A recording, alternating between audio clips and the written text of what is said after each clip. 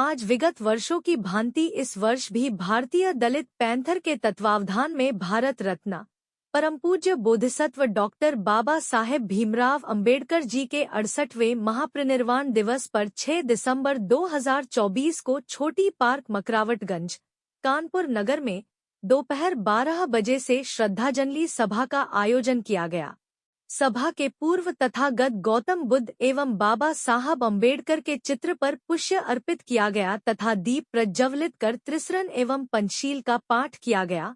Doctor बाबा साहब अंबेडकर के व्यक्तित्व एवं कृतित्व पर प्रकाश डालते हुए आए हुए अतिथि गणों ने अपने वक्तव्य में कहा कि डॉक्टर बाबा साहब अंबेडकर नाम नहीं आंदोलन है, नाम नहीं भारतवर्ष का सरताज है, नाम नहीं भारतवासियों का हृदय है, नाम नहीं समूचे विश्व का दिल है।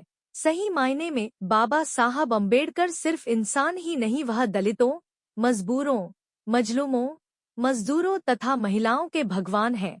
आज बाबा साहब अंबेडकर जी हमारे बीच नहीं हैं, किंतु उनके विचार, उनके संदेश और मानवतावादी संघर्ष हमारे बीच विद्यमान है। भारतीय दलित पैंथर के प्रांतीय अध्यक्ष पैंथर धनीराम बौद्ध ने कहा कि हमें बाबा साहब के विचारों, आदर्शों एवं उनके पद चिन्हों पर चलने की उनके अधूरों कारवां को आगे बढ़ाना तथा उनके सपनों को साकार करने का यही बाबा साहब अंबेडकर को सच्ची श्रद्धांजलि होगी। बाबा साहब का परिनिर्वाण दिवस पूरे भारत में, पूरे विश्व में मनाया जा रहा है। उसी कड़ी में कानपुर में बाबा साहब का परिनिर्वाण दिवस मनाया जा रहा है और हम लोग जो बाबा साहब की कृपा से आज हमें जीने का, आज मुझे रहने का, आज मुझे पढ़ने का, आज भारत का संविधान खतरे में है, उसको भी हम लोग देख रहे हैं। उसको खतरे में कैसे है तो सारे रिजर्वेशन को, चाहे दलितों का रिजर्वेशन हो, चाहे पिछड़ों का रिजर्वेशन हो, इन्होंने उसको निजीकरण में कर दिया है और निजीकरण में रिजर्वेशन नहीं होता है।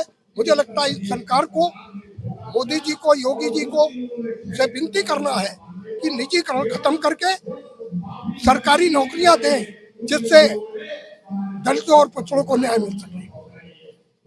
मैं रमेश चंद्र गौतम, पौधाचार, राष्ट्रीय पेंशनर मंच एवं BSI ट्रस्टी चेयरमैन।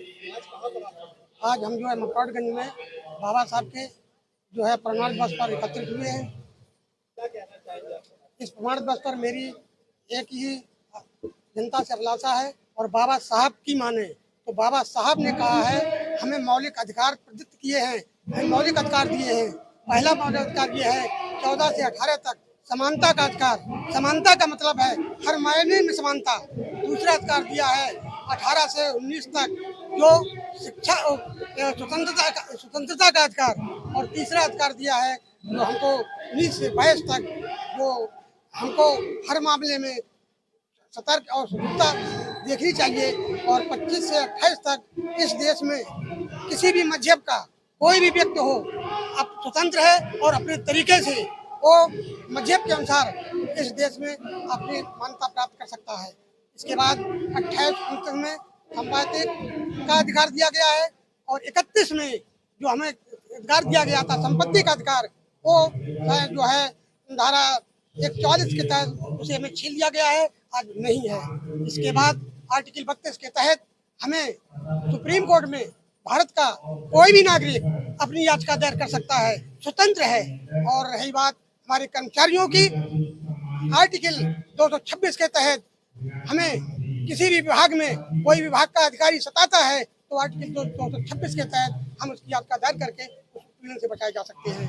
बाबा साहब ने यही नहीं, उन्होंने एक भी कहा आर्टिकल 13 के तहत इस भारत देश में जितनी भी रूढ़िवादिता है उसको शून्य कर दिया गया है, समाप्त कर दिया गया है और संविधान के अनुसार चलने के लिए उन्होंने सबको प्रेरित किया है।